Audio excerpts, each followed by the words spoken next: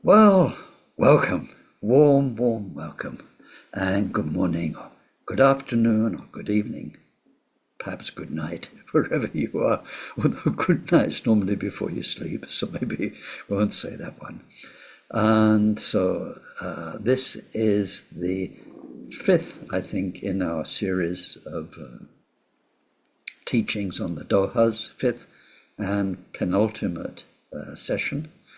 And so let's start with a really good motivation, turning our hearts in as much love, as much care as we can to all our fellow sentient beings in this vast, endless ocean of minds and situations, which is our kind of universe, the universe of minds, which is truly, well, unimaginable really, but endless. So for the sake of all those other minds right now, and especially in the future, as we become more and more a brilliant light for the world, then let's do our starting prayers.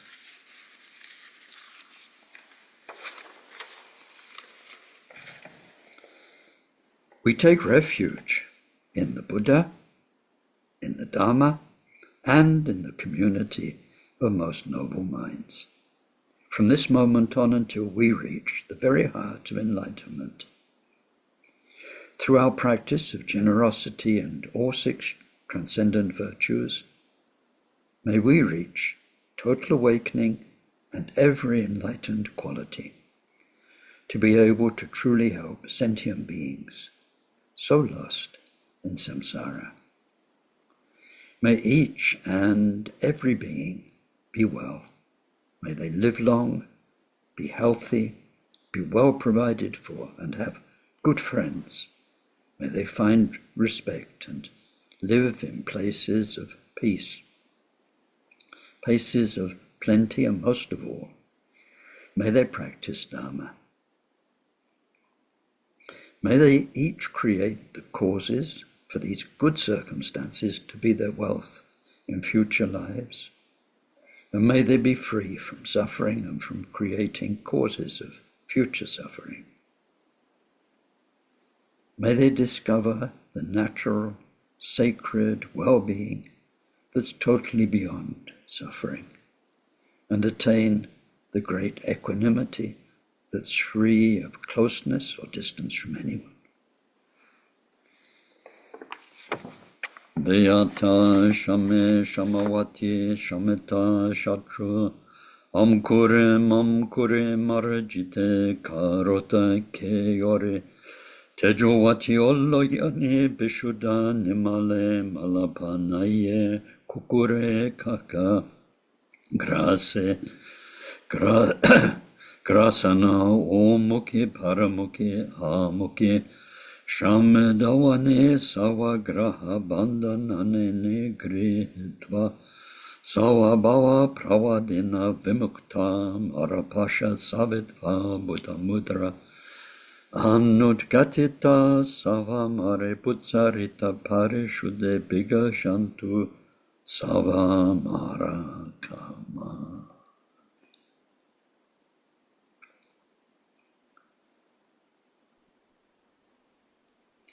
Glorious Guru, source of all blessing, ever present above our heads on lotus and moon seat, through your immense kindness ever sustain us, that the accomplishments of body, speech, and mind flow from you, and we are one.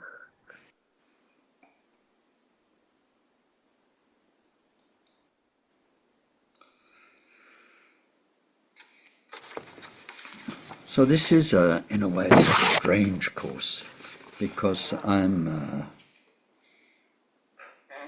often we go through a text word by word, idea by idea. We do the whole thing beginning to end.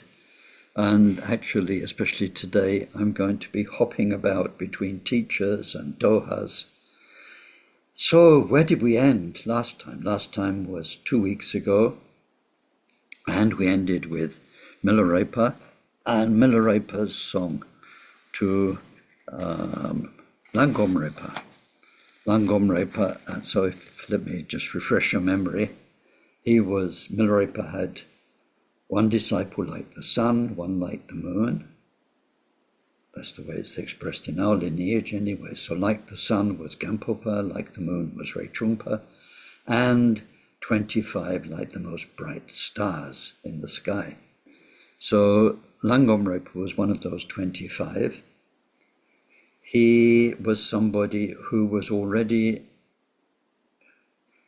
in his own, where he lived in central Tibet and in his own community, was already an accomplished meditator, a famous yogi, but he knew he was missing something, so he made the long journey from central Tibet to the Nepalese border where Milarepa was to get the something he knew he was missing.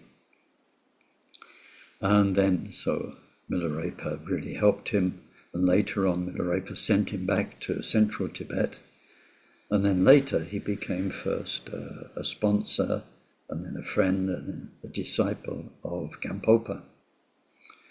So he played a big role amongst the 25. He's an important one. So we started with the first verse of this rather long and wonderful, very rich in detail, teaching from Milarepa to LanGom Repa. The first verse is the key point, and it's the whole reason LanGom Repa came to him. LanGom Repa was still in a world of basically samsara and nirvana. There's Dharma, meditation practice, which he was really good at. He could do it very well. He could visualize, he could do the inner work with energies and so on, chakras, channels, and attained quite a lot. So that's the Dharma, the world of Dharma, practice and spirituality. And then out there's the village and life and samsara. So what Milarepa pointed out is that he was still involved, I think, with samsara. He still found this urge to go to the village. So a village is, well, I mean, it's samsara in buildings, really. So it's food, drink, people, relationships, fights, loves, it's life, worldly life in a microcosm, in a village. But nevertheless, there was still involvement with the world. Milarepa showed him something beyond this duality. How this, what we studied all of last year, this essence of mind, this wonderful wisdom and love and peace which is in all of us, embraces everything. It's not just on the Dharma cushion in the spiritual world. It is everywhere, in every moment. And when you realize that, and you keep your mind focus, mind position there, then you're always fine. So there's a long song where he contrasts being in the essence with getting drawn into worldliness one way or another. So that was his enlightening teaching for LanGom Repa. And normally we carry on to explore and expand that verse by verse to see how that applies in practice. But what I'd like to do today, before we do that, is go to another Doha, very, very famous Doha. I wanted to touch on it in this course. We won't be able to do it all. It's long, it's very profound, but we'll do some of the first. So this is Saraha's King Doha. So let me tell you a little bit about that. Saraha, like most Indian masters, we don't know much about him. We don't know much about any of them. We have bits and pieces of information, often conflicting information, tiny anecdotes from here and there. Indian Buddhists were not biographers.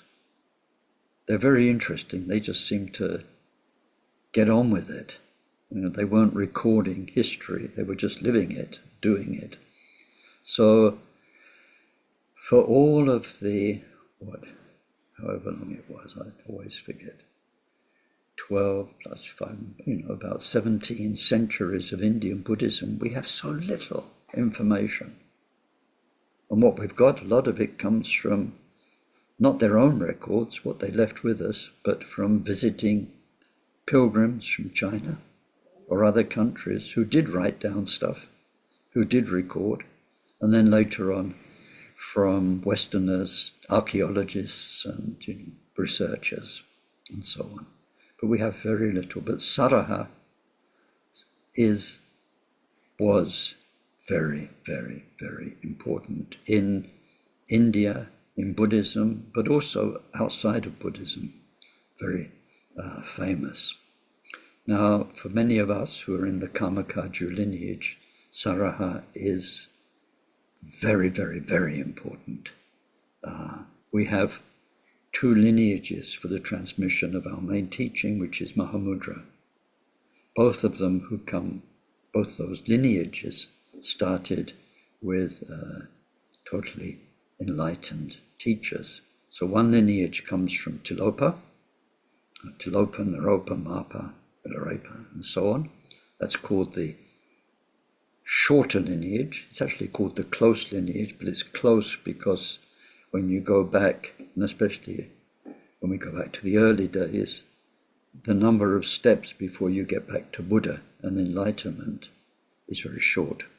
And then there's a longer lineage, and that goes back up through various masters to Saraha. Saraha is mentioned in the Samadhi Raj Sutra, the King of Meditative Absorptions Sutra. And so in terms of our lineage, when we go back, Saraha is the human that we go back to. His two main masters for the Mahamudra transmission were not in this world. They weren't humans he went and met and took teachings with. They were bodhisattvas in their bodhisattva realms that he met in his meditation and who had for him the transmission of Mahamudra that the Buddha had given in the Samadhi Raj Sutra. So those two bodhisattvas, and we do them in our refuge prayer when we take refuge in the Kagyu lineage, were Ratnamati and Sukhanatha. So they weren't in this world. Saraha was in this world, and then from him, through his lineage, the disciples Shavarippa and so on, Mahamudra, long lineage, goes to Mapa through Maitripa. Mahamudra's short lineage goes to Mapa through Naropa. So Mapa was the one who received both the long and the short lineages and then took those teachings to Tibet. So Saraha is very important. The little information we have is that he was born a Brahmin. And so the Brahmins were the very high caste in India, and they tried to live very pure lives, pure physically, a life of cleanliness and clean food and so on. It was purity.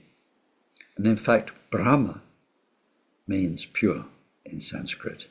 So these are the pure ones or the purists. So he was born a Brahma. He was brilliant in learning the Brahmin meditations and ideas. the Vedas and so on. But then he was profoundly influenced by Buddhism.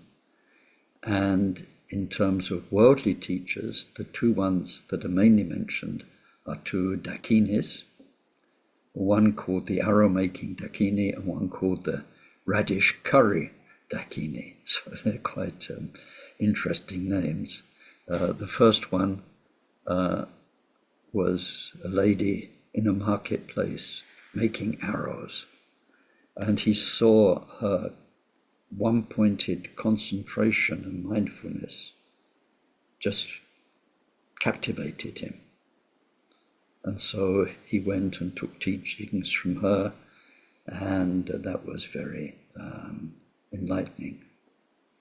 Later on, another of his great teachers was called the Radish Curry Dakini, whom he lived with for a while, and they were living together, and she said, "What do you like for lunch?"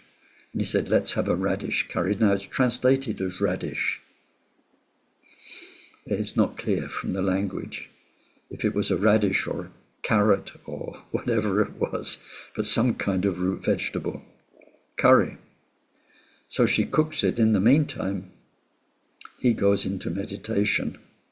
Now that particular meditation lasted 12 years. He went into a very deep absorption in which he didn't need to eat. He was fed by his meditation practice. And the story goes, when he came out of the absorption, he said, "Is that curry ready yet?" And because for him, it's like he'd been away for a few minutes, a moment, because he'd been absorbed. And she said, "You've been meditating for 12 years and your mind's still in the curry." Still thinking of curry. What's up? Something's not right. Which was a very big breakthrough. So they're the anecdotal stories with God. But he was a very great master. And he was at ease in the Brahmin world and in the Buddhist world himself. But people were not at ease with him being in both worlds, because in the Brahmin world you don't drink alcohol, you don't consort with women, and so on. Whereas his Buddhist practice involved experiencing the Buddha nature in everything. Water, alcohol, sex, no sex, whatever. It was part of his own process of liberating his karma to have sex, to drink alcohol. People didn't like it. People, they're quite good observers. And when something goes wrong with spiritual teachers, then the gossip and the complaints really start. So they complained to, in the text it says, the king. Of course, India was sometimes very small kingdoms, so it could be the local lord. But anyway, king. And they said, "This Saraha is a Brahmin. But look, he's going around drinking, he's got girlfriends, and this isn't right. You should stop it. You should, whatever, throw him out the kingdom or punish him." And so then the king summons Saraha, and then Saraha performs a series of miracles. He said, "Oh, they say I'm drinking." So then he gets some molten copper brought, and he drinks it just like that with no damage. He says, "It's true, I can drink without being affected by it." And then one of the main Brahmins accusing him was very big, very kind of bulky, and Saraha was quite thin, quite ascetic and smaller. So he said to the king, "Weigh us both." And so they got scales, and they put this big monk on one scale, and then Saraha got on the other one. He weighed a lot more, even though he was about half the size.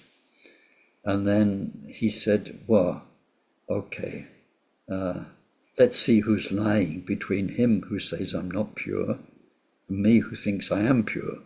So he said, we'll jump in the water, whichever one of us sinks is the liar.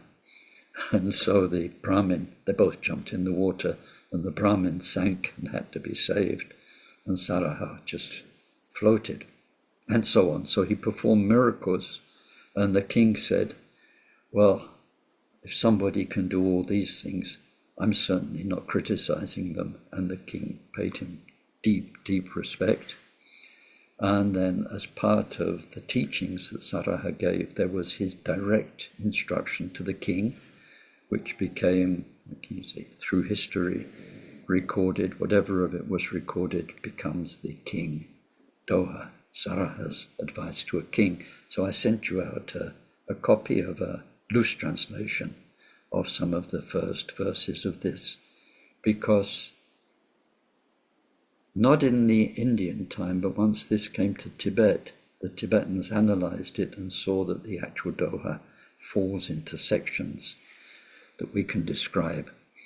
So it's very useful for us to look at this and then to go back to LanGom Repa's teaching from Milarepa, because this will help us understand a bit more.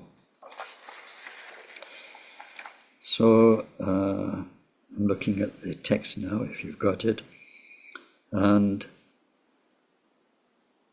in some versions, there's a double homage at the beginning.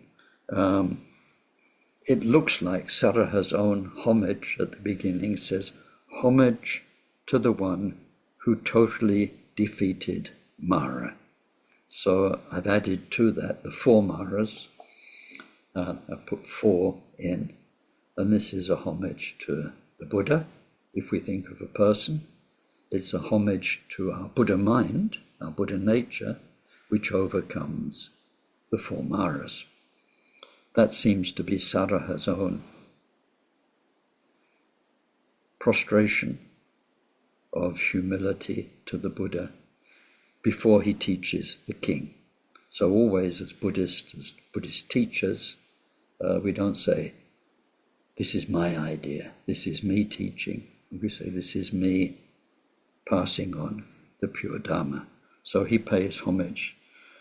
There's also a homage to noble Manjushri, and this looks like it's in the commentary. There's a famous commentary by Karmatinlipa, and it looks like this is Karmatinlipa's homage to Manjushri, because he was a very great scholar. Karmatinlipa was. So the first 3 verses, you can see here, they're part 1. It says, how we have gone astray. How we have, this lovely word in English, erred. E-double-R. How we have erred. How we have gone astray, wandered off from the truth. So the first verse says, and so you'll see it's kind of funny, there's a capital letter in the middle of the line. It's because Doha means couplet. So it's to show the original couplets. Whipped up by the wind, still water becomes waves and rollers.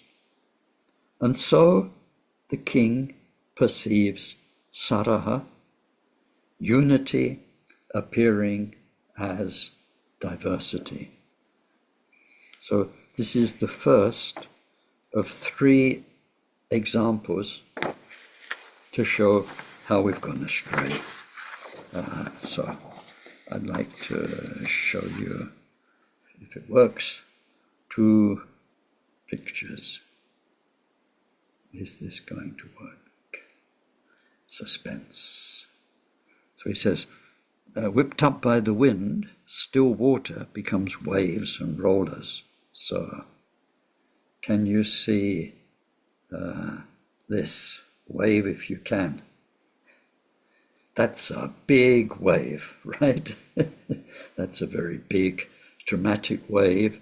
And if you look on the middle left, you'll see there's a railing. So that's obviously where people can walk when there aren't waves. But I'm sure that if you were behind that railing when this wave comes in, it would be pretty, how can you say, all-embracing. It would be quite preoccupying and taking all of your attention.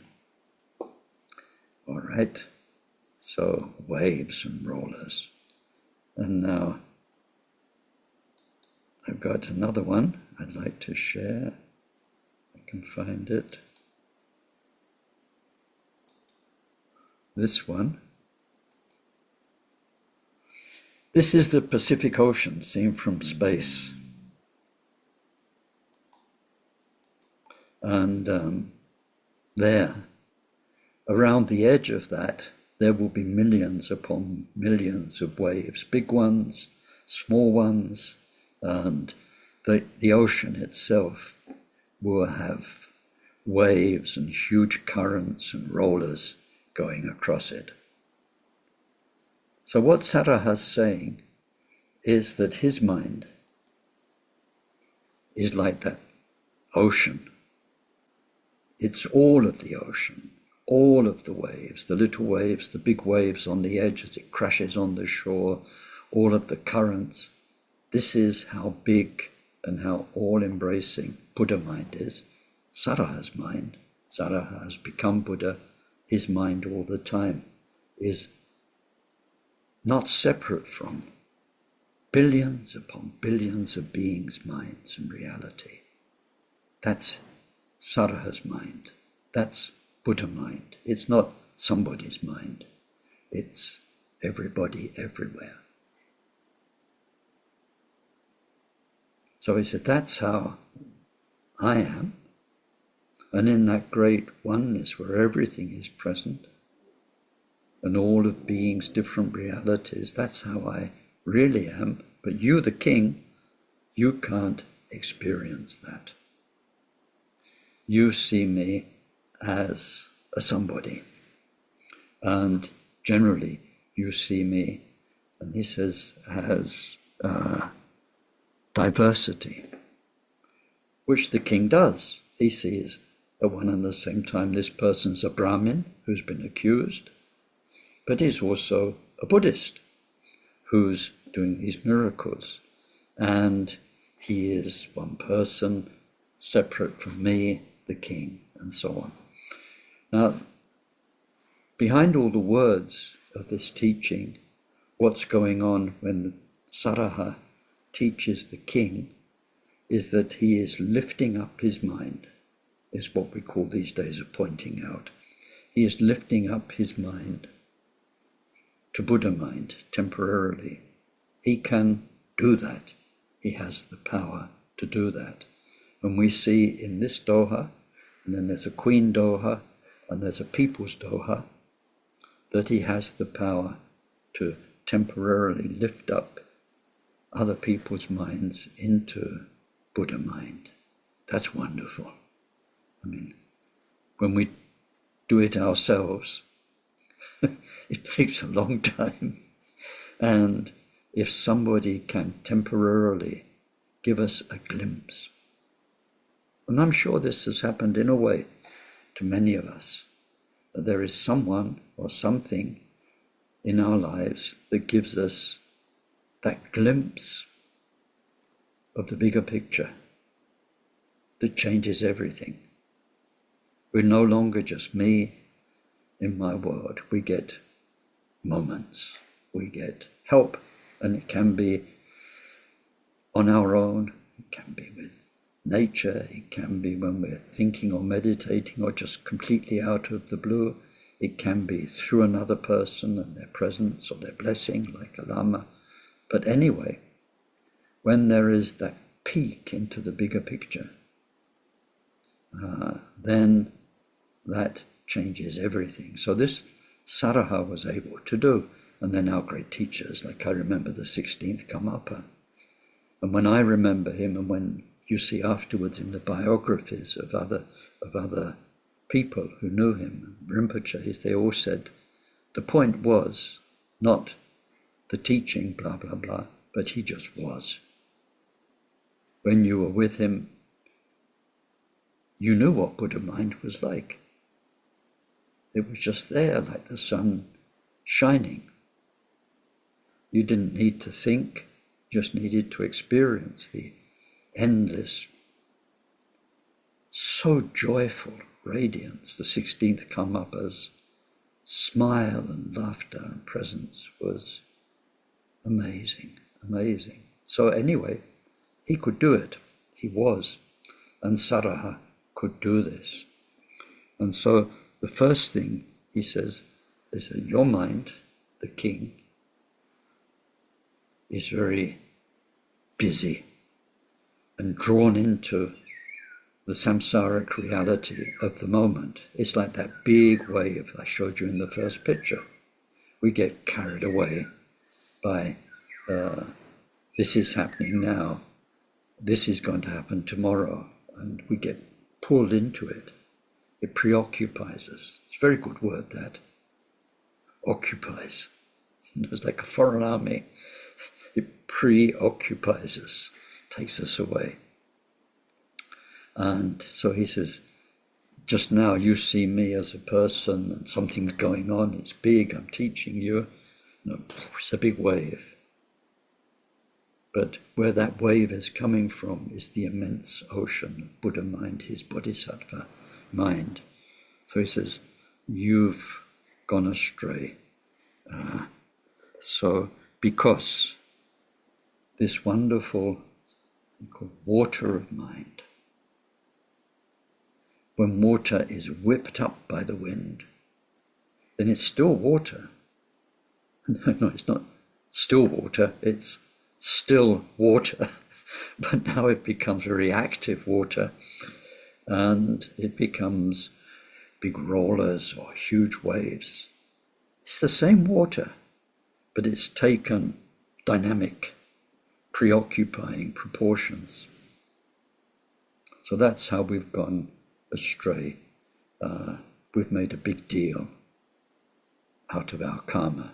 We are preoccupied by it. We are drawn into it again and again and again, split second after split second. In the second example, second verse, he says, a fool, through squinted eyes, sees a single lamp as two, but perceiver and perceived are not separate. How absurd it is, seeing the mind, our mind, as two things. We're like a fool, if you do enough or squint hard enough, then you can look at one candle flame and see two. Are there two candle flames? Yes. No. But for the fool who's doing that, how many candle flames does the fool see? Two. So he says, how absurd. Our mind is one each moment, but we split it into two sides. Through our foolishness, through our ignorance. This side, me, perceiving that side, this moment's experience. And it's very convincing. It's like the big wave pulls us away. Very convincing. Like just now, you feel like you taking part in a Ken teaching. You don't feel like Ken and all of this. But if we look into the mind each second, how could it possibly have two sides? That can never work. You've just got the colors, the shapes, the sounds, the feelings of this moment.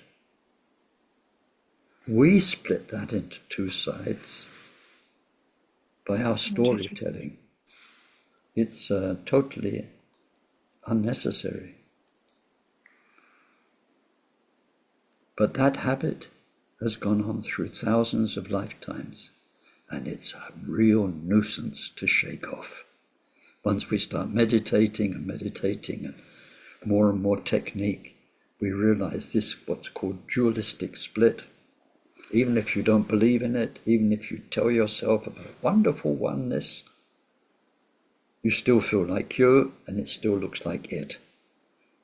This side, that side. But when we look with wisdom, each moment at our mind, you can't find two sides. Nobody ever did. But the illusion is there. So he says in the Tibetan translation, it's a cry of, wow, how absurd, how stupid this is. So that's the second verse, how we've gone astray. Then the third example, that was squinted eyes, and somebody who's a fool and who's saying, oh, there are two lights, there are two lights. Third example, though many lamps are lit in the house, the blind remain in darkness. Innate wisdom permeates us all, so close, yet for the unknowing, so far away. So this Buddha mind is here all the time. We spent a year sort of exploring that in beautiful detail from Maitreya. And it says, many lamps are lit in the house. We get a lot of help as we go through our life. Lots of clues, lots of pointers, lots of inspiration and things which could, how can you say, lift us up into an amazing,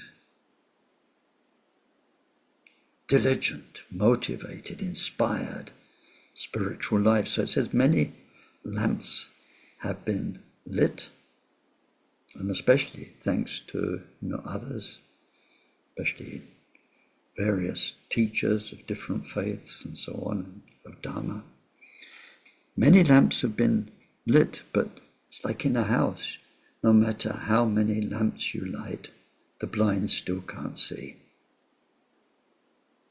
The problem isn't out there, it's the problem of blindness is in the eye itself, the visual process itself. And so like that, Buddha mind is in us all, and every so often it's throwing up clues and come on messages. But then through our habit of sleep, duality, squinting, getting carried away by the roller waves, we forget the message. We go back to our blind ignorance, and we're involved in duality. So that's the third example in that section, how we've gone astray. We've been caught up in our karma, in duality, and we are carried away by the mistakes and not heading towards the truth, the clear seeing, the restoration of our vision. The second part, how can we rectify this? How can we put it right? If that's the case, and we've been totally hypnotized, preoccupied by our karma and this dualistic, that's an interesting word, dualistic reality that's holding up our samsaric trousers. Dualistic reality. If we've been pulled into all of this and it's causing so much trouble for us and others, how can we rectify it? So there we get another couple of verses. And the first one says, the various watercourses, the various bodies of water, streams and rivers, big rivers, small rivers, all become one in the ocean. Like that, a multitude of deceptions, no matter how many, we'll all be liberated in the ocean of truth, this ocean of Buddha mind. So remember, in the earlier example, we can be carried away by a wave or by the power and immensity of a huge wave or a roller in the ocean. But here, if we have an experience of Buddha mind, then it answers all the questions. It resolves all the problems. And so remember, Saraha is showing the king the true nature of mind, Buddha mind, the ocean. And so once you are aware of who you truly are, what your mind really is, then all of these little rivers of your karma, they just all dissolve into that. God. In a second example, in this same verse, it says, in one stroke as the sun rises, all manner of darkness vanishes. So when the sun rises, when we're talking visuals here, I suppose. So when you think you're sitting in the dark, outdoors,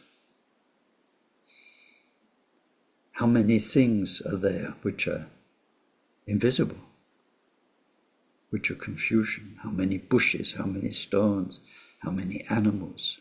Hundreds, thousands, millions. And the sun does not need to know about it, doesn't need to think, oh, there's a rabbit over there I've got to light up. Or there's a hill here and there's a bush there and I forgot that one. The sun just rises and everything is lit up, seen for what it is.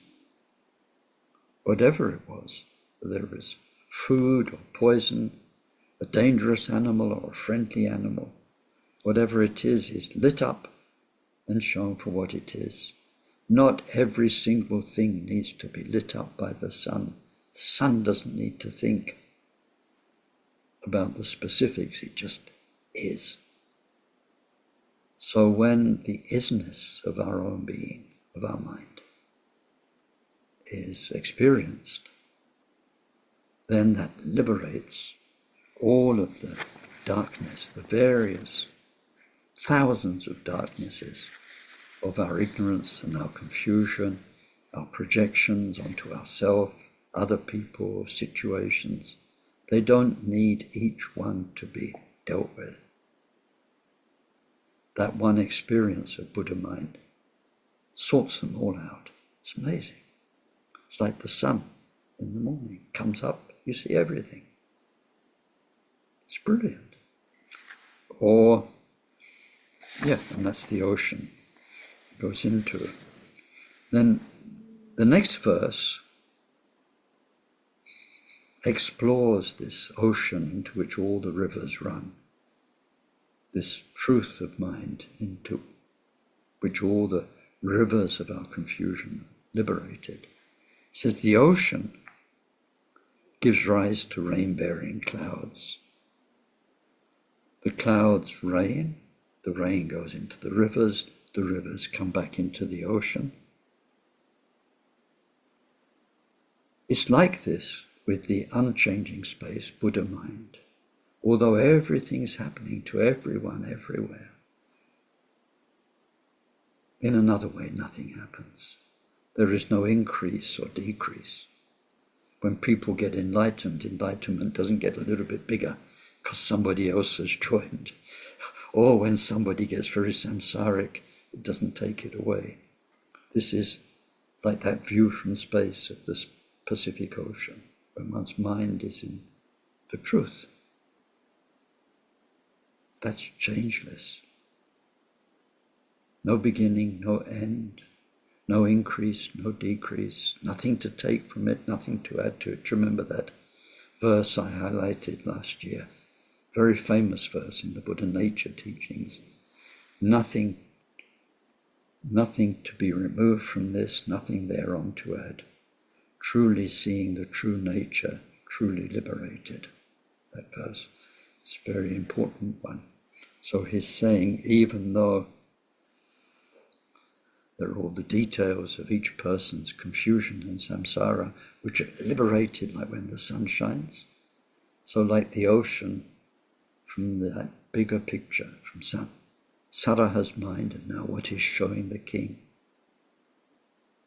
There's everything that ever existed, that ever will exist, that exists now, 3 times. No increase or decrease. So this section's about how can we remedy it. We can remedy it by recognizing the truth of ourselves. That's like our inner sun rising and lighting up everything we are. Is going back to the great ocean. So verse 6 says, our authentic nature, what we truly are, our authentic nature, innate and inseparable from the Buddha kayas, 3 kayas. Buddha as Buddha really is, Buddha as bodhisattvas experience, Buddha as Pure Lands, and Buddha as Nirmanakaya, how beings in 6 realms experience Buddha emanations. Our authentic nature, which is that, all 3 kayas simultaneously, neither is nor is not material, despite our migrations through the realms. So this is the truth Saraha is sharing with the king. No matter if you're in hell and it's endless agony with not even hope of escape, or if you're in heaven and divinely happy and your senses completely fulfilled, whatever's going on in this universe of beings and their minds, the truth of it is not material, but it's not material. So, in terms of words, this is just confusing. For those of you who meditate, the more we meditate, the more it makes sense. This nature of mind is. What it is, we can't say. We can't say it's wood, it's made of ebony. We can't say it's green. We can't say it's this or that. There is a true nature of mind, completely undefinable. So we can't say it's not, because it really is. But what it is, we can never say. We can't say it is. We can't say it isn't. And the more we meditate, like when the teacher says, meditate on the true nature of your mind, what do you do? So there is something, something to do. You need to be like this, focused on this, gone there. There isn't a true nature of mind that you can just go to. There is the true nature of each moment. Each moment has to be fresh, each moment. There's no fixed thing somewhere in the universe which is the true nature of mind. To make it very clear, in this course, let me share an example that actually Khenpo Labu Drupal Rinpoche shared once from another Khenpo in Tibet, another Buddhist teacher who was teaching his flock, his people, about the true nature of mind. And he sent them away to look at their mind, to find it. So one of them, he was not very bright, let's say. Or let's say he was really quite stupid. But anyway, he went off and he was walking in the Tibetan landscape, and he had to ford a small stream, pull up his robe and then walk across to the other side. And he saw a stone that was shining so brightly in the water. He looked at it and he looked at it. It was so fascinating. He thought, what did the teacher say? He says, it's clear and it's bright. This must be the true nature of my mind. So he carefully took the stone out the river and put it in his top robe and carried it very preciously back to his teachers. I found the true nature of my mind, which of course for us is a funny story, but for the guy, well, it was a beautiful discovery and probably a horrible disappointment when he got back to the teacher and took out a rock which just looked like a rock. And it's like people used to be, I suppose they still are, on LSD. I'm going back to the 60s. When you look at something and then you look at, the more you look at it, the more there's endless cosmic truths inside it. And then the next day when you go back, it was just a rock, or it was just an electric light bulb or something. So it was a bit like that. But although the story's funny, light-hearted, it's exactly what we do in meditation, because so many people think there is a kind of a nature of mind, or if they've glimpsed it later on, they try and get back to it. Now, what the hell does that mean? How do you get back to an experience that's been and gone? Could you ever do that? You could revive a memory of it, but that's not it. It's like reviving the memory of an old lover through a photograph. Although it brings back feelings, it's not the reality. You cannot go back to an experience that's gone. But many people do. They have a preconception of the true nature of mind, or Buddha nature, or Mahamudra, and they try and get back to it. So that's why he says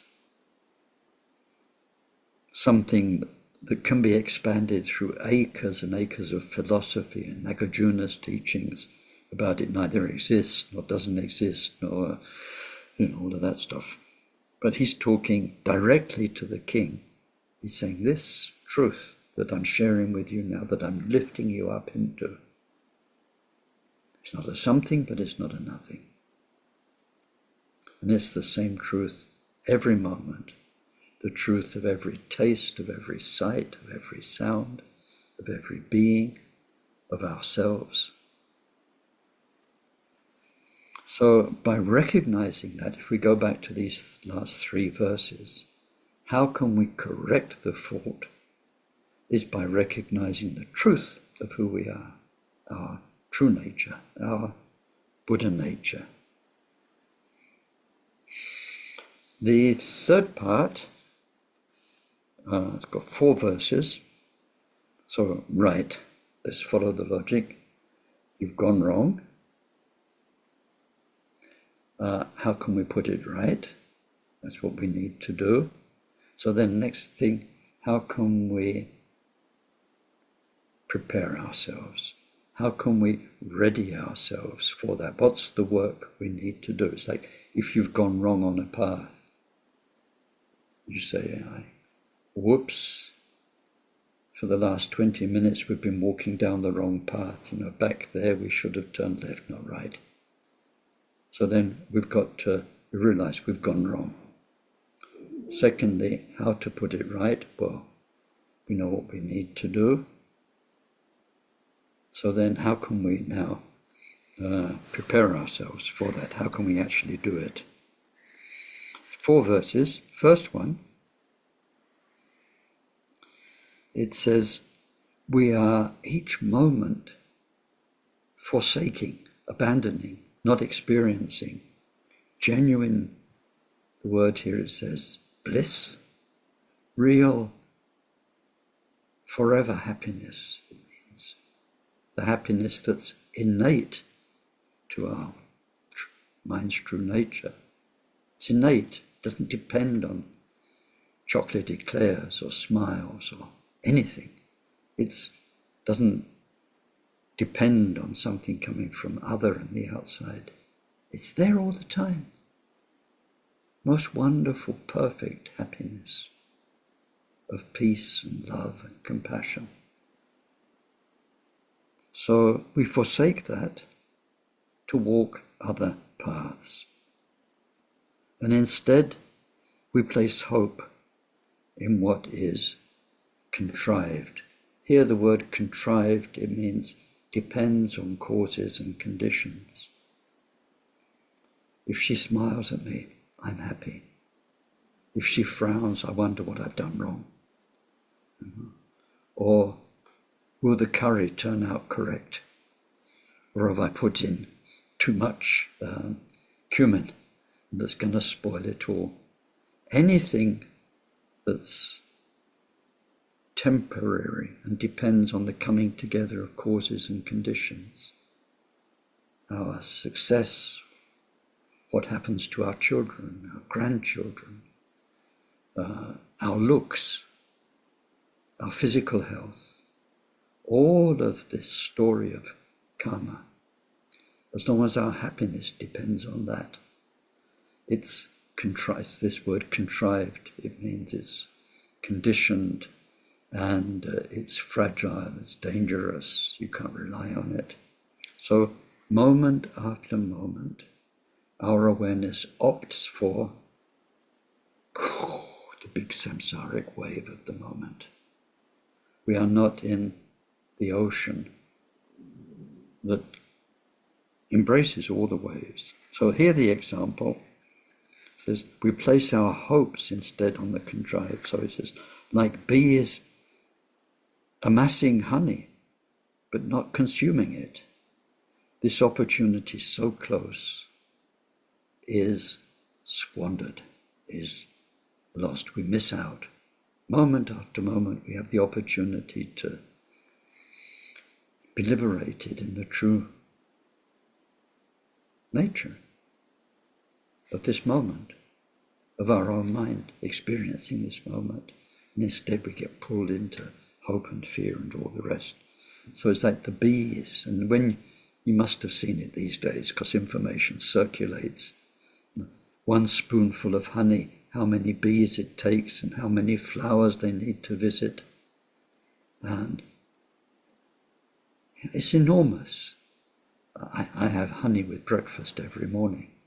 So when I dip it in, you think of the bees have gone from this flower to that flower to that flower to that flower.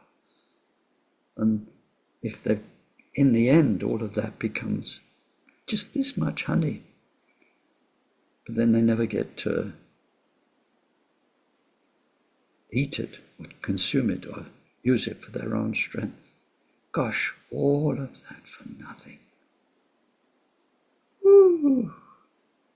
It's huge. So all those bees who worked for Ken's breakfast, with the honey that they never got themselves. So we place our hopes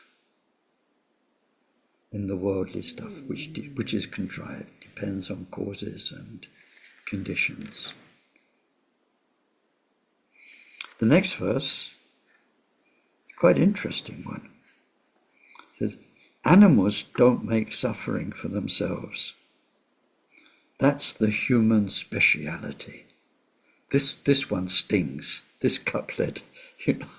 Humans, we're supposed to be so intelligent, crown of creation, the wisest of all the animals. Yet we've become experts in making our own misery. Whereas it says animals wouldn't do that all the time.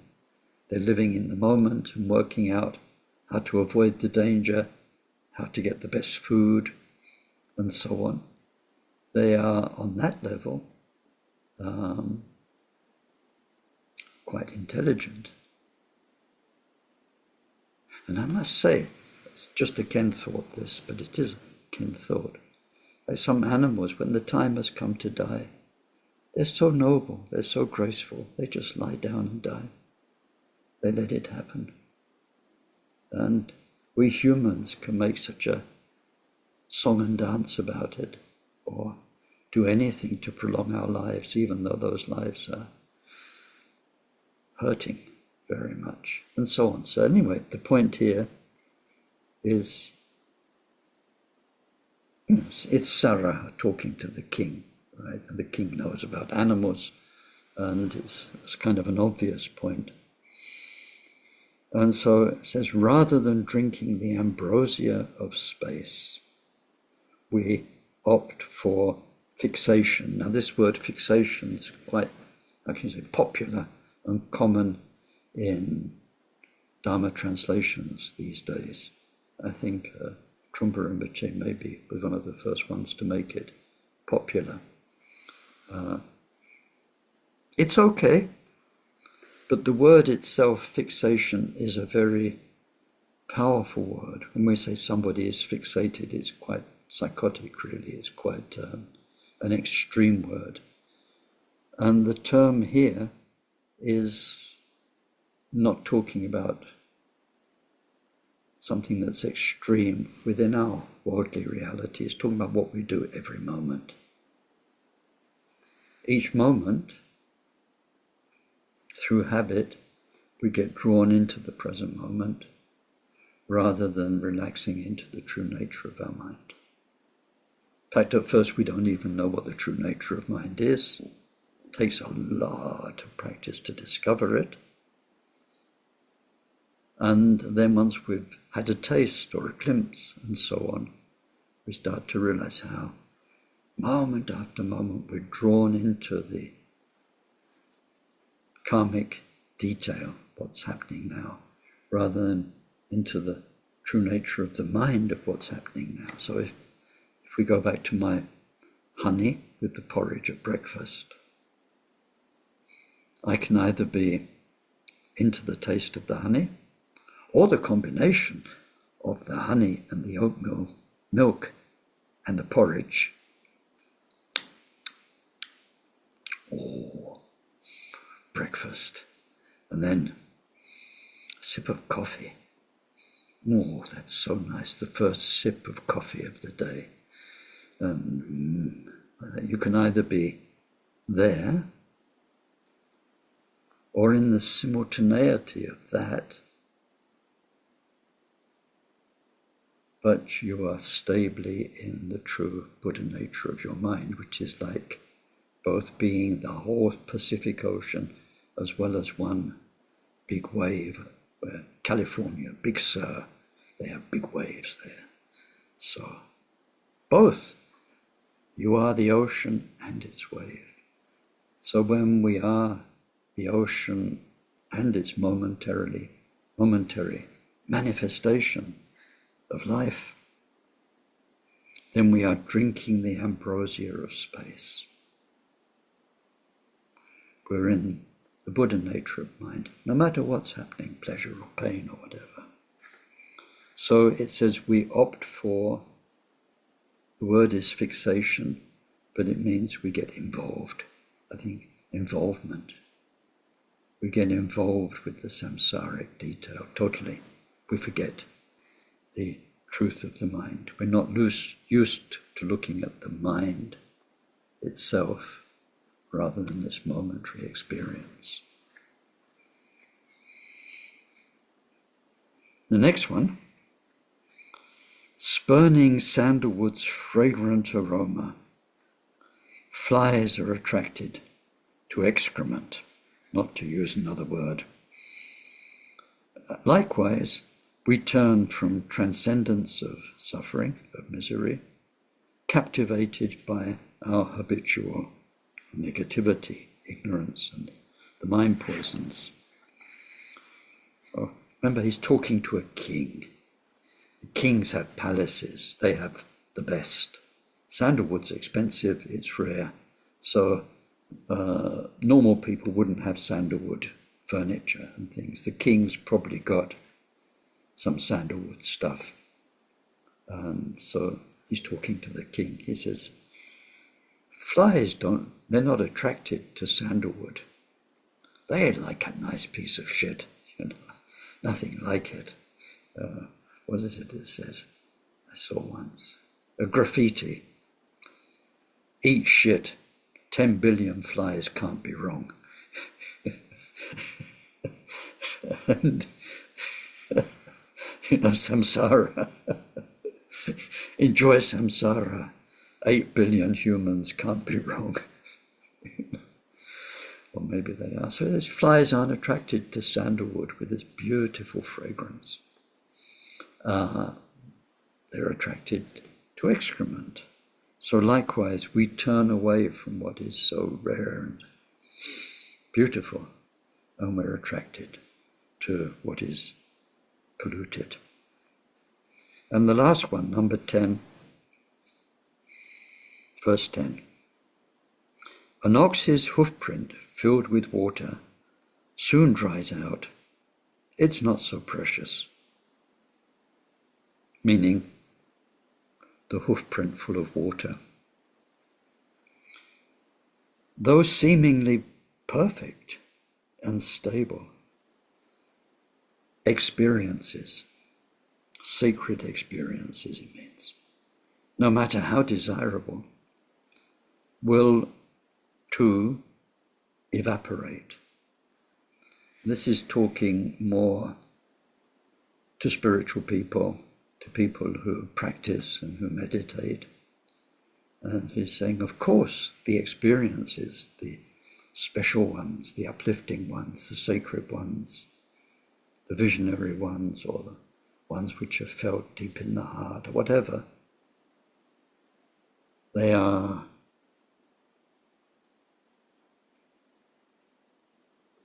necessary. They're part of our journey. But we should know that just like the water that gathers in an ox's hoofprint, they're not going to last. That hoofprint full of water is going to evaporate very, very soon. So normally we're looking, so this section's about how do we prepare ourselves for the sacred mind.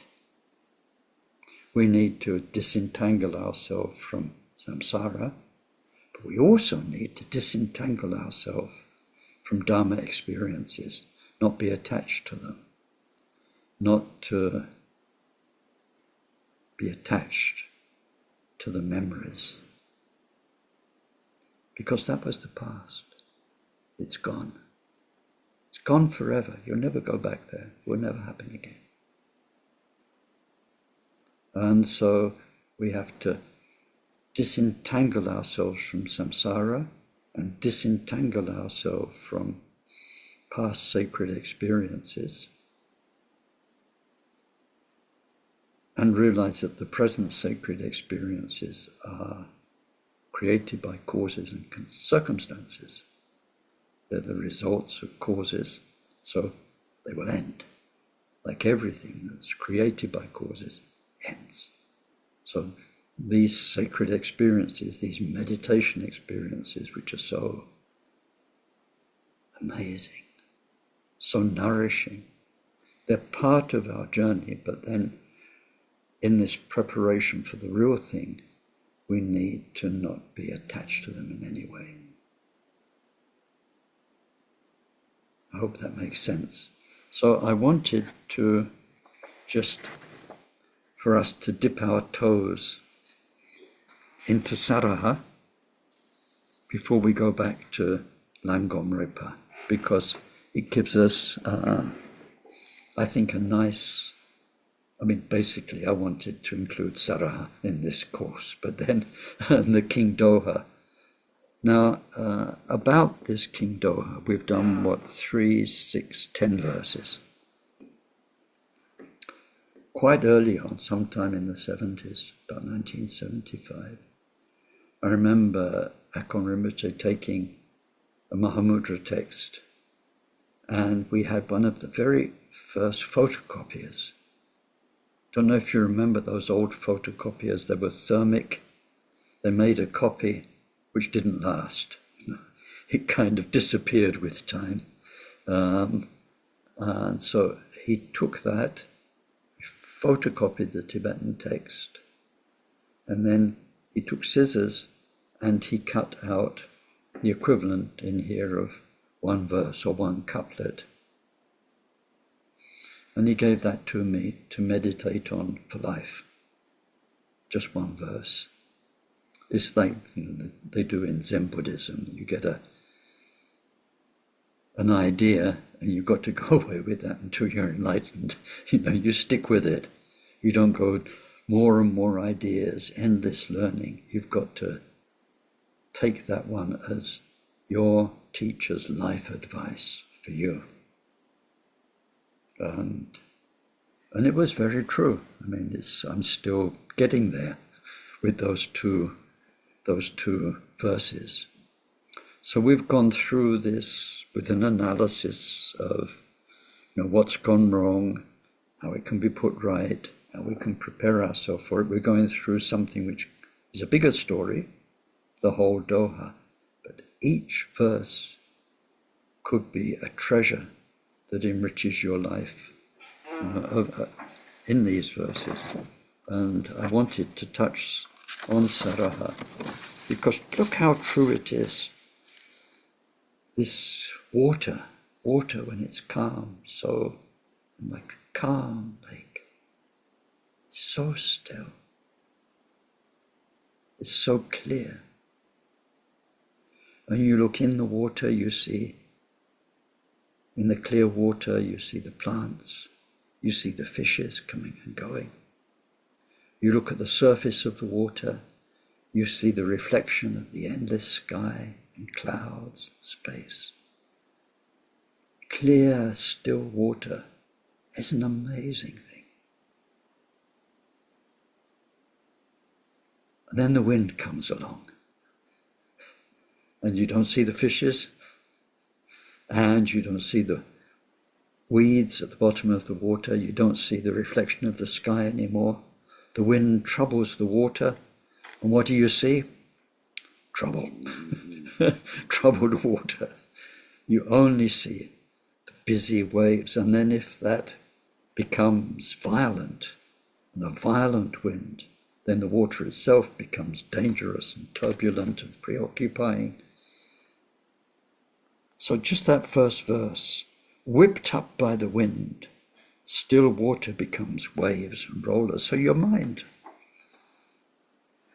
how often, my mind, I can only talk for me, I can't talk for you, when I see a wind of something comes along and it's stirred up,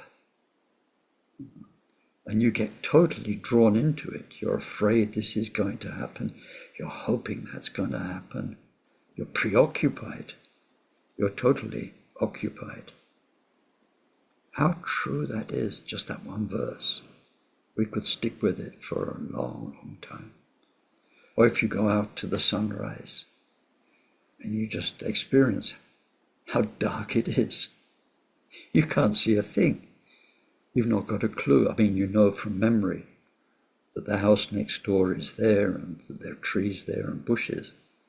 But when the sun comes up, you just see everything so clear. So these verses are really treasures. It's why I wanted to visit this King Doha. It's so beautiful. It's so meaningful. It's so intense. But also it helps us now, just for the remaining minutes we've got and for the next session, to go back to Milarepa. And that first verse, I hope now in the light of this morning, we go back to that first verse and see how much sense it makes. The yogi who possesses the key point about this essential nature of mind, who we are, the truth, through it being known as it is, as itself, or by itself, is always happy. So it's like Saraha and the king. Milarepa is lifting up LanGom Repa to this unity of the ocean. doesn't rise, doesn't fall. This brilliance of the sun of awareness lighting up everything. And he's saying, if you've got this, which happens all by itself, within itself, not through causes and conditions, we're always happy. There's no suffering in there, as Karmapa says in his Mahamudra prayer. Even the word, the idea of suffering isn't there. But, and then he doesn't say the samsaric person, he says the Dharma person who generates suffering after suffering by chasing after delusions. The karmic power, moment after moment, producing sensorial experiences. By chasing after delusions, they are never relaxed. This is the key point, and then the rest is development. So let's develop. If you've still got a bit of listening energy, sometimes they say attention spans just so many seconds. I think we do pretty well. We've been going for about an hour and a quarter already, probably another quarter of an hour to go. So you can give yourself a pat on the back. So then the next verse, now to LanGom Repa, we go into a development of that key idea. If you miss the key point and you're caught up in the delusions. So the yogi who remains in a pure and natural state, changelessly, resting in the expanse of what is uncontrived, not created by causes and conditions, just is always happy. And each verse is like this. The yogi, always happy. The Dharma person who does this, never happy, always suffers. So here, the Dharma person who is led on by whatever feelings arise, dragged into whatever clinging or upset occurs, always suffers. So here we're looking at the two of the three main mind poisons. Actually, we're looking at all three, because if we stay in the essence, we are overcoming ignorance. But if we don't stay in the essence, what have we done? We have ignored it. Ignored it. Ignorance. That's what ignorance means. We ignore who we really are, what we really are. So then the two, that's ignorance, is one thing that goes wrong. And then life is happening, and we either have a desire, attachment, relationship with what's happening, or we've got an aversion, don't like it, uncomfortable relationship with what's happening. We react to things. I often give the example because it really struck me day after day, the Samiling lunch queue. There's a line of pots and dishes with food, and you've got the people in front of you, so you've got nothing to do, you're queuing up. So you look at the food and you look at the people in front of you, and you see as their own eyes go from dish to dish, you see people kind of light up or they frown. It's, whatever, it's lentils again, or it's, the brown rice is sticky, and then people would light up on days they had chips. Chips, as one of our cooks, most cooks didn't do chips, it's a lot of work. But when there were chips and the cook's coming out from the kitchen with another tray full of chips and French fries and putting them in the thing, then people, they sort of light up, And then for other things, or broccoli again. If I see another head of broccoli, I'm going to kill somebody. That's this kind of reaction. So in general, as samsara happens, as life happens, moment after moment, and if you think of it like a magnet, with two ends, two magnets, they can either pull each other together or push each other apart. We're like that. We're either attracted, nice, okay to get into that. This is pleasant one. I go and buy bread in a baker's, which is next to a primary school. I often get there when the parents are bringing their children.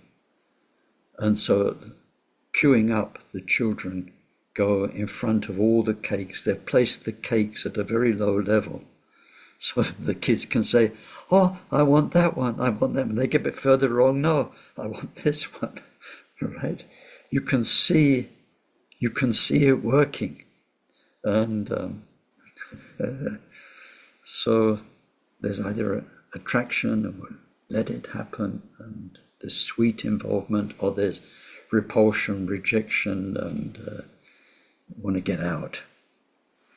So that's the worldly way.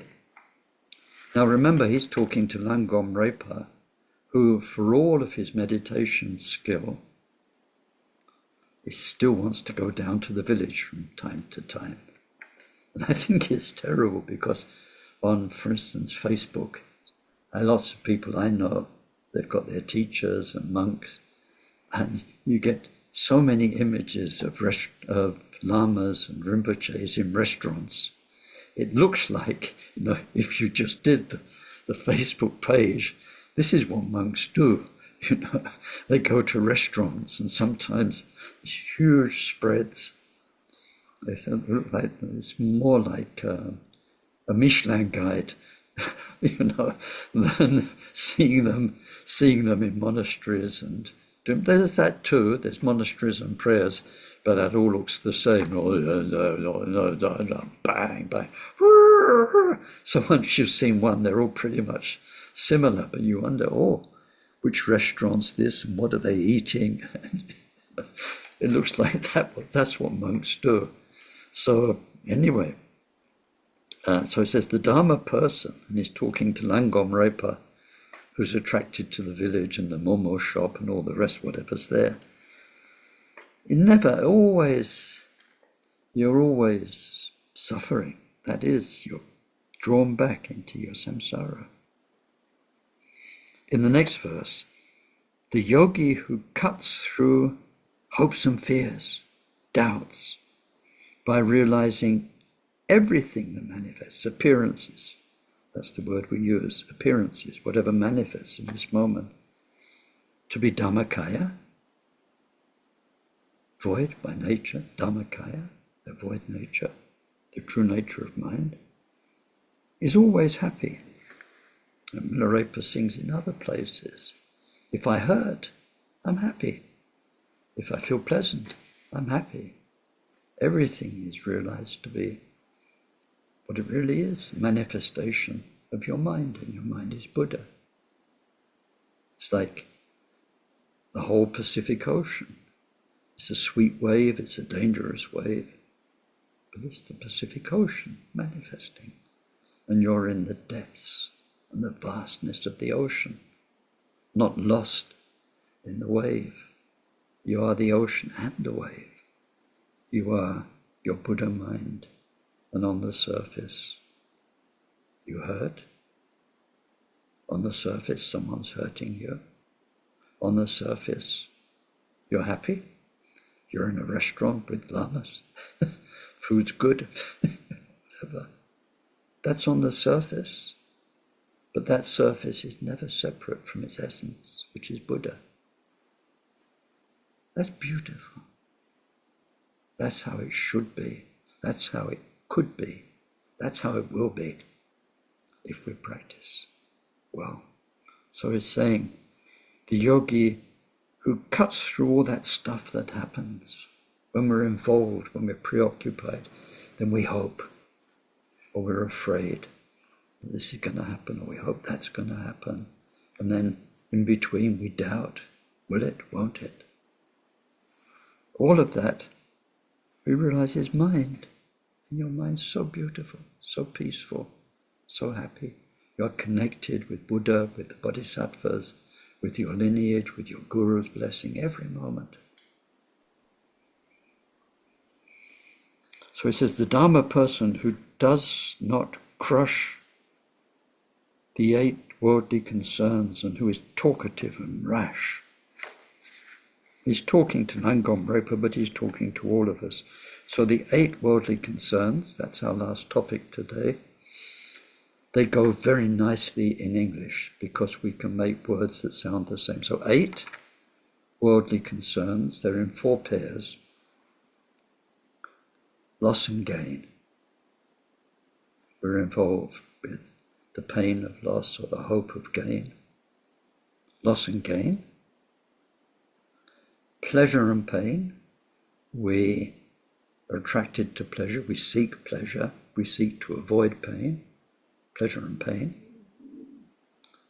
Praise and blame. This is in the short term, where we hurt when we're blamed, when people say unkind things about us, and we swell up and we're happy when we get praised. Praise and blame. That's the 3rd pair. And then in a longer term, fame and shame.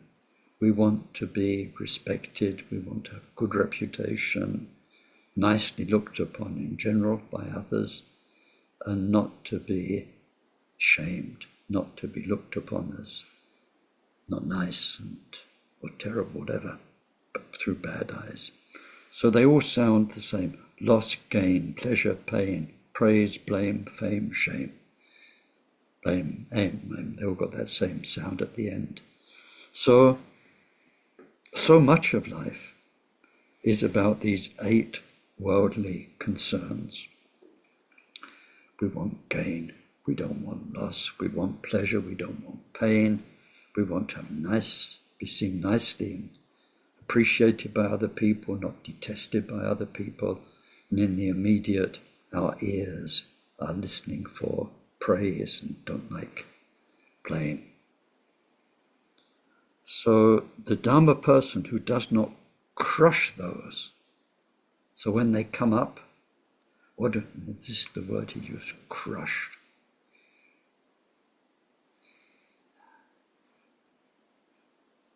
Violent.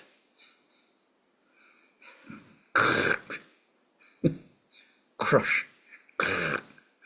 When you're making curry and you've got stuff in a, what they call it, mortar and pestle. Crush. Not to mention crushing living things. Crush is violent. Here is beautiful violent. When your mind is swelling up with hope, get rid of it. When you are getting more and more afraid something's going to happen, crush it. And all the other ones, we just don't give them space. It's a waste of your mind space, waste of space. So we crush them. When they come up, it's called nipping it in the bud or killing it in the first moment. You don't let it grow and get at you and take away your mind for minutes or seconds. Just crush it when it comes up. So the Dharma person who doesn't do that and instead gets carried away in those things, and then you become talkative. And it's the me and my story that you're all involved with, and the way that impacts other people so that they'll look on you nicely or sympathize with you or whatever. We become talkative and rash. So instead in our mind we crush the power of those things because it doesn't do us any good. And in our speech, then we're very mindful of, why am I saying this? What am I projecting into this other person? How do I want them to be towards me? What image of me am I trying to establish in the world? mindful speech. And silence is good, not always possible. So no silence, wise speech. So that's it for today. We'll carry on with LanGom Repa next week. Although, as you've seen, sometimes in the week I get another idea or change my mind and send you another document, so who knows. But anyway, next week will be the last in this short series of just dipping into the Dohas. Like sometimes you sit by the water and you just dip your toes in. We are dipping our toes. We've dipped our toes into the Dohas. And then the week after next is our monthly Tonglen. And then the week after that we start the new course, I think. Yeah, that's right. We start the new course, last day of the month. And this new course is a most wonderful text from the very great Tibetan master, Kamachami. And it's called Chinrezik as the union of Mahamudra and Mahasandhi. Most people don't say Mahasandhi, they say Dzogchen. Dzogchen's Tibetan, Mahasandhi is the Sanskrit, Mahamudra is the Sanskrit, Chakchen is the Tibetan. So it's a bit strange to say Mahamudra and Dzogchen. We've got two languages. We should say Dzogchen and Chakchen, or Mahamudra and Mahasandhi. But anyway, Kamachami's text, because he was an accomplished master of both Mahamudra and of Dzogchen, his text shows how in the end all of that is absolutely beautifully present in Chinrezik practice. And so I hope we'll go through the whole of this text. It's a text I've always loved, but it was taught at one point by a very, very wonderful Kagyu lineage master, Tumo Chuji Rinpoche, who lives in Tibet. And we managed to get him out of Tibet once to bring him to Samiling. I've also visited him in Tibet, and we had such a lovely moment. He's the 18th reincarnation. I think that's the biggest number I ever came across. And so the first one was a contemporary of Gampopa. And so we had a very sweet time together, and he showed me all of his precious relics, and just so nice. And then sitting with him, and really his mind is like endless space. So he taught this text in Samiling, and I'm very happy to share what I can of it over the coming months. So let's dedicate today's session. May whatever virtue was created by our session contribute to the state of omniscience being attained by the main enemy, our mind's defilements, being completely defeated. And through that may each and every sentient being become freed from the ocean of existence, troubled by its waves of rebirth, aging, sickness, and death.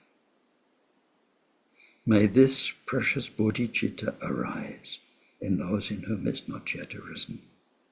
In those in whom it has arisen, may its development know no setbacks. May it increase ever more and more. And through this virtue, may we quickly achieve Mahamudra and establish every single sentient being in that same accomplishment.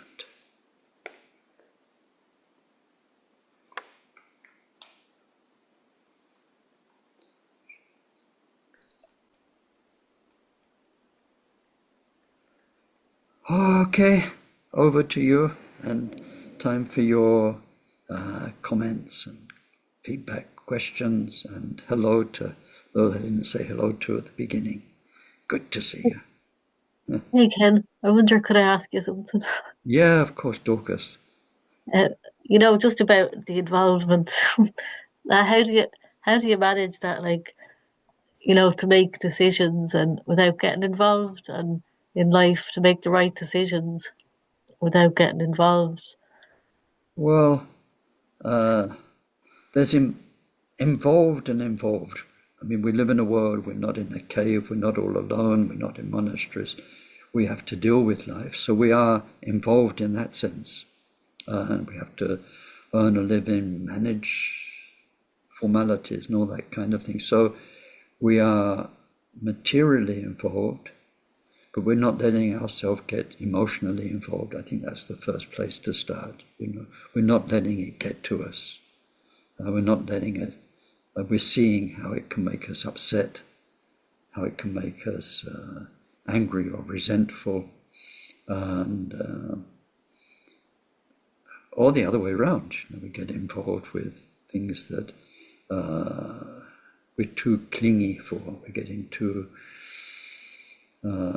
much Or is it like you feel feel that? good, if it goes well, and so on. So we can see our emotional involvement and try and be more steady, and all the time think. It's mindfulness, with mindfulness of body, mindfulness of speech, mindfulness of mind. So we try and be aware of the mind, which is getting involved at the same time. So to be less emotional about things and smoother, but also just to be aware of the mind and how it gets involved. How does this work? See, curiosity is a very, very good friend, because this mind of ours, between you and me, it's a bit stupid. It can only do one thing at a time. So it can't be involved and curious at the same time, right? It just cannot do that. Or split second by split second. In any one split second, it cannot be involved and curious. It's either involved or it's curious. Now, of course, if we zoom out, second after second, it can be involved, then curious, then involved, then curious. But basically, you can't be involved and curious. So once we get curious, what's going on here? Why does this mean so much to me? Why do I get so upset by, filling up government formalities? Whatever it is, we get curious about how this has such an effect on us, and the mechanism, why this does, but this one not so much, and so on. The curiosity actually is already dealing with the involvement. But practically we have to do things. That's not a problem. And especially in the light of this kind of Doha teachings, life, samsara, isn't the problem, it's what we're doing with it. And it can be used, every moment can be used to help us understand our own mind. Then every moment's useful. Yeah, I guess maybe there's that attachment to the involvement, thinking that you need that emotional involvement to motivate you sometimes. Like, if it's something, then maybe that's something I just thought there.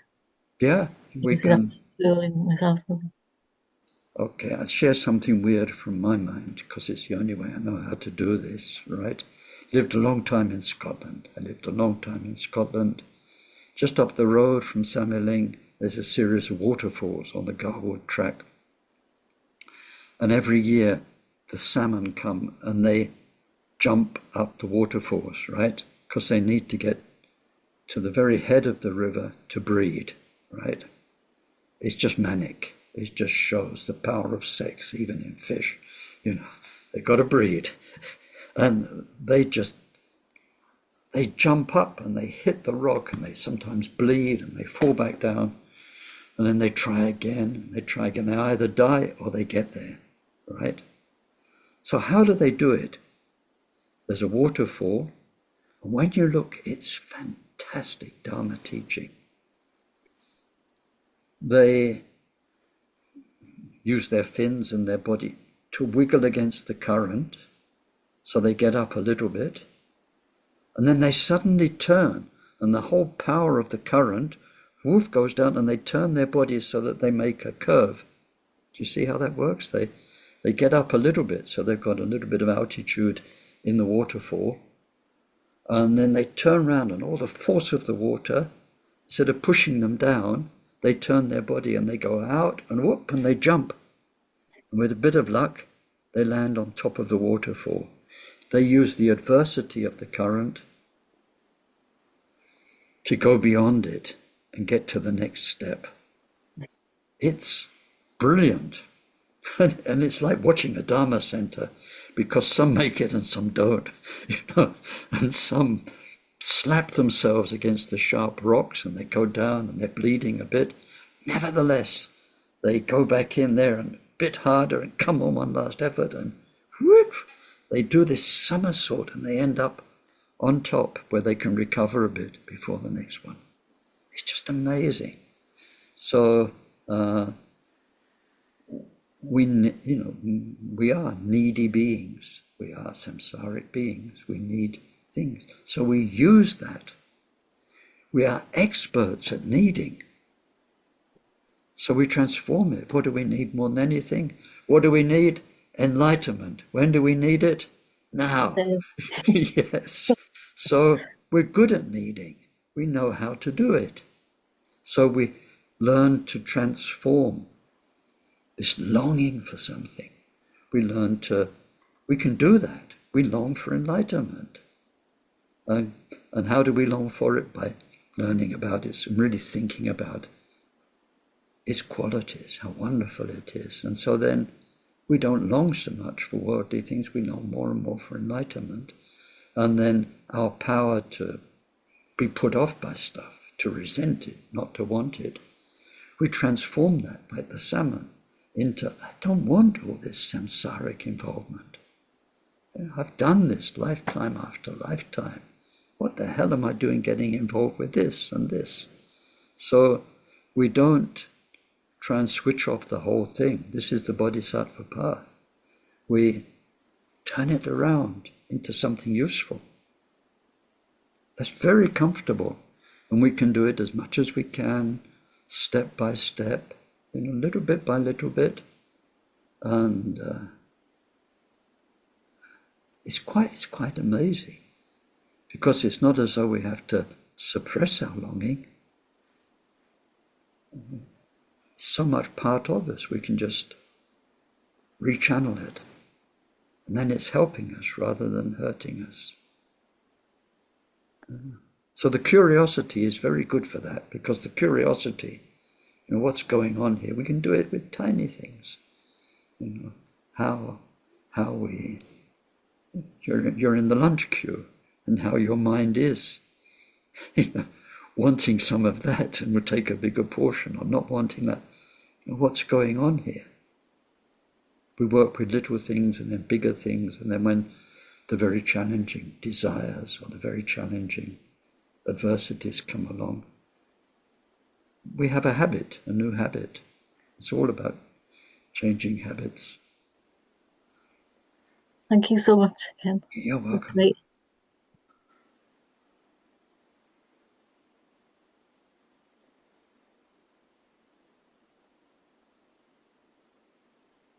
Okay, can I just ask something? You mentioned towards the end of the Saraha verses, you mentioned about grasping onto more spiritual experiences. I've noticed this is a pattern I have quite strongly, in that, whatever good experience I have, grasp onto that completely spoils it. I try, and in the end I just go, I just give up. Then everything's fine again. And I've noticed this pattern over and over and over again, and I can see it, but I've really struggled to, I don't know if break is the right word, but get tired of it, leave it behind, however you describe it. Yeah, it's what happens because spiritual experience, sacred experience, is so sweet and relatively rare. And it's like when you're English and abroad and getting a good cup of tea is rare. Like in France, they give you a cup with warm water and a tea bag. And you think, why on earth did I ever order tea in the first place? So when you get a really good cup of tea, you think, oh. So it's like that. Spiritual sacred experience is rare and it's wonderful. So of course, that's how it's a very, very big part of our journey. It will become more and more. The more we progress, the more new and sacred and never before experienced things will happen to us. And so learning not to be involved and attached to those is very much part of, what you say, the middle of the path. At the beginning is disentangling ourselves from samsara. In the middle is disentangling ourselves from spirituality in all of its forms, which is why the Mahasiddhas like Saraha, they're not in the world, they're not in monasteries, they're in a very unusual place, really. That's another story. But I think a smile is one of the most helpful things. You just smile at yourself. There you go again, Ken. You see yourself enjoying it just like before you enjoyed a chocolate eclair or a nice cup of tea. Now you're kind of, this meditation session, or I got the Guru's blessing again, or whatever it was. It's wonderful. We appreciate it. It's like he said, it has to happen. But we learn to let it come and let it go. And even the really big experiences, let it come and let it go, because that's the secret. It's this. So a smile, and when we see it happening to us, rather than it becoming a struggle and how do I do it, we just smile at ourselves and let ourselves let go and move on. Does that help? Yeah, I think so. Thank you. Probably taking it all a bit too seriously. Yeah.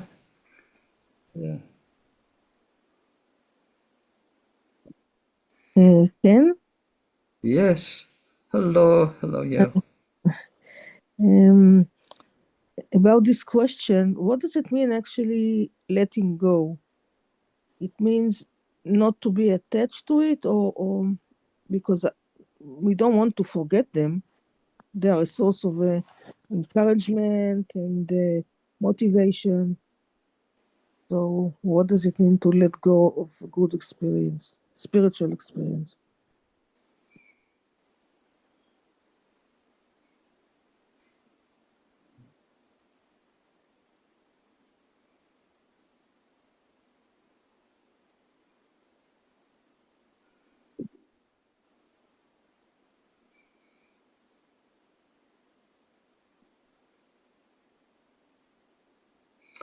I think it helps to actually hold something, right? Materially. Feel what it's like to hold, and I have got this donga for the gong, right? Yeah. I'm holding the wooden bit. I can feel the pressure in my hand. I can feel the feel of wood. See, if I hold this bit, it's different. That's what it feels like to hold. And then I let go. And that's gone. I think hold a rope, hold on to something to support yourself, and let go. So there's nothing wrong with memory. These inspire us. But if they become too important, they become an obstacle. Because They belong to the past. And what we want to do is make the future even richer. And the only way we can do that is by being in the present. And so we treasure the experience, but we let go. It's like there's nothing wrong with the feel of the wood, but we need to know what it's like when we let go.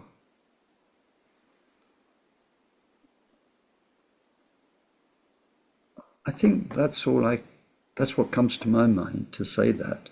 If I wanted to give you a more scholarly reply, it would be about wisdom. But I think much more vivid than that. I remember once I was in the car with 16th Karmapa, and I said, what do I do about this and this? It was quite elaborate, explaining. And he just turned around and said, just stop it. Right? So I think we need to know what letting go feels like. Because if there's letting go, there's clinging. What does the clinging feel like? Clinging to what is a past experience? What is it? It's not the actual experience. That happened. That was real. Now we've got a memory. What's a memory? A memory is a reconstruction.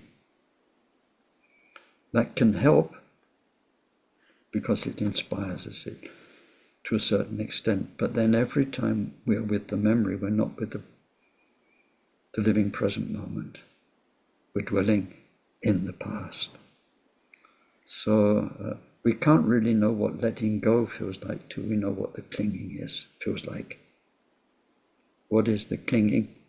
What is helpful in it? And what is an obstacle in it? And so just while I'm rambling on and saying whatever comes to mind, there's a very interesting book. I think it's called something from Juniper Mountain that you may have seen. Now, the very last chapter of that's really fascinating because it's about Guru Rinpoche Padmasambhava before he went to Tibet and with his own teacher. If you know about India, gurus, there's always such respect on one part. If ever the guru comes along, immediately you drop whatever you're doing, you stand up, you pay homage, and so on. And because he'd reached realization, the guru came along and he didn't do anything. And the guru was super pleased because he realized his mind, the guru's mind, the everything mind was the same. There was no more separation, my teacher, me. You were one in the space of Buddha. I found that bit really interesting, and how counterintuitive it is when, I suppose in the Tibetan system it's the same as the Indian one. When the guru comes, you just drop everything. Your mind drops everything. You're just there because Rinpoche came in the room. Everything stops, and it's Rinpoche. But when you get to the point when what's inside you and what's inside Rinpoche, it's the same. There's no coming, going. That's amazing. So I think you can't let go of the clinging till you know what the clinging is. And you know what the clinging is by exploring it when it's happening and seeing the value of, in here, when I give these talks, so often I talk about Ken's past. I suppose I cling to it. I talk about time with Akon Rinpoche, with 16th Karmapa, and so on, because it's vivid, it's inspiring.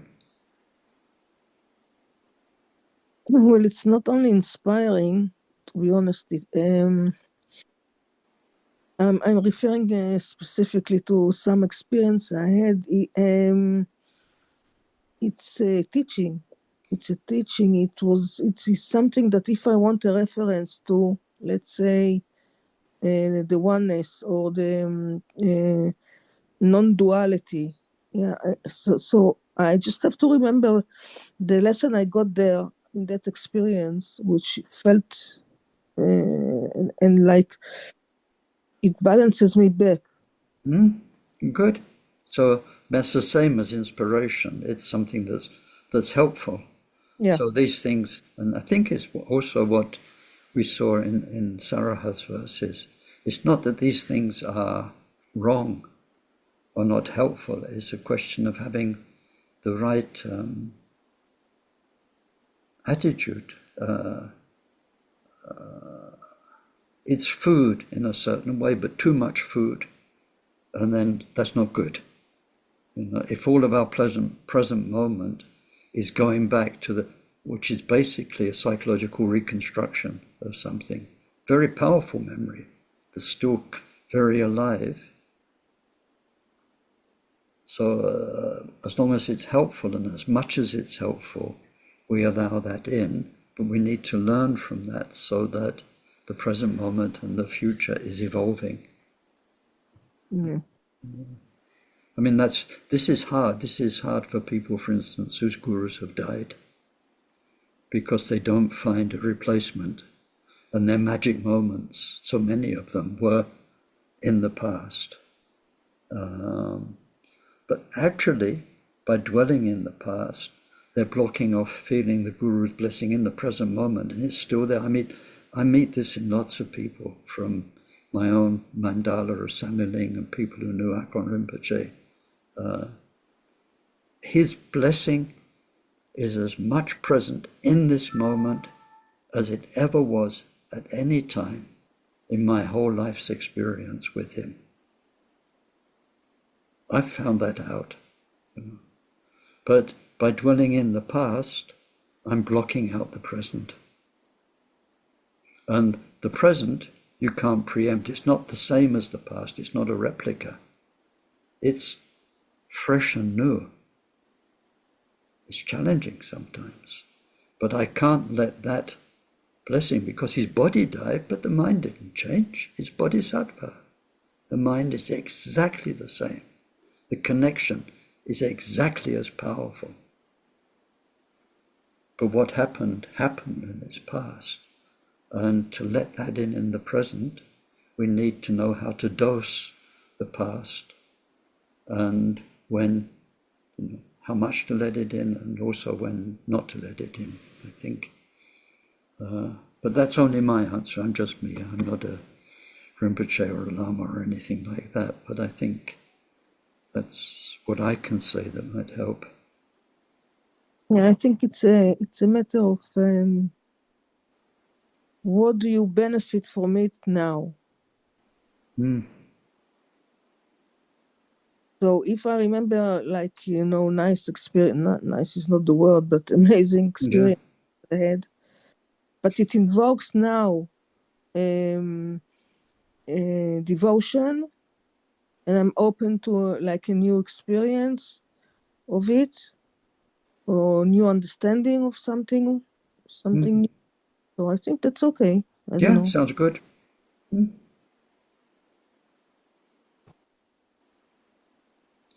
Okay. I have something, I have a request.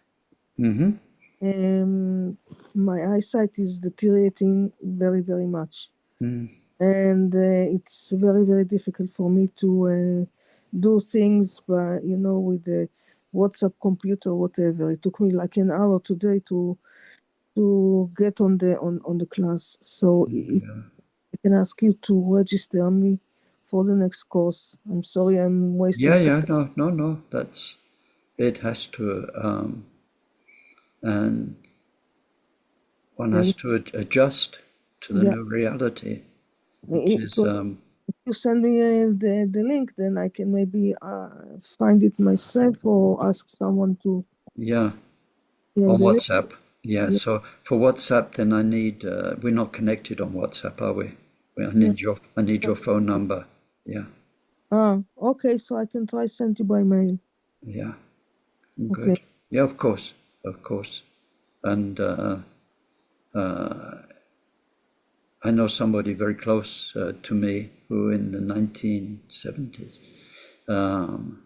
was told by Akon Rinpoche that person had a karma for blindness, and was told, you have to prepare for this, and not to be able to read anymore, not to be able to learn in the way that you're learning. You have to learn, because there'll be no way out of it. And so that was, I remember, very, very powerful for the person at the time.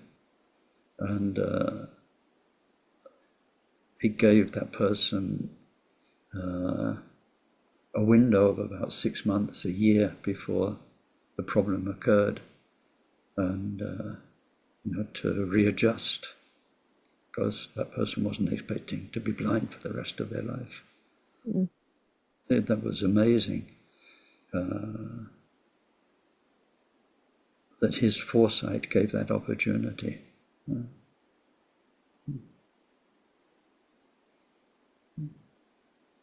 Yeah, it's hard. It hits you at the heart of your practice or in your, I don't know, vocation, if you want to call it, or whatever. The most important thing, and it's really tough.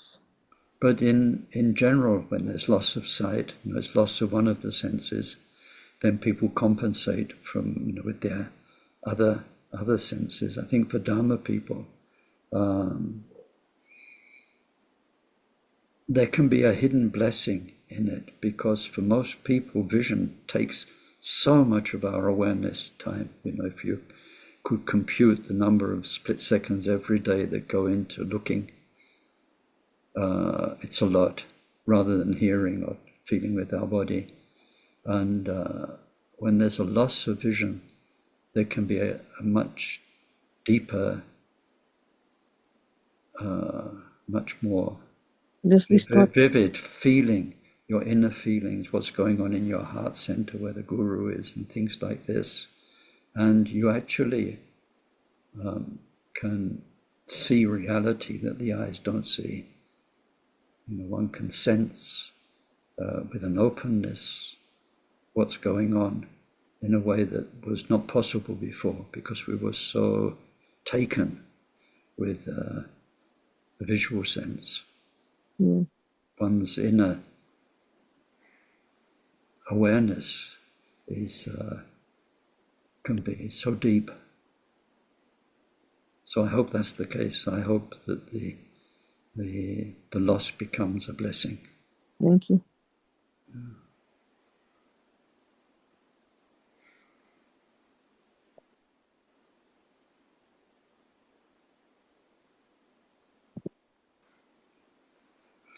Okay, maybe that's oh yeah, it's late. So see you next week, and have a good week.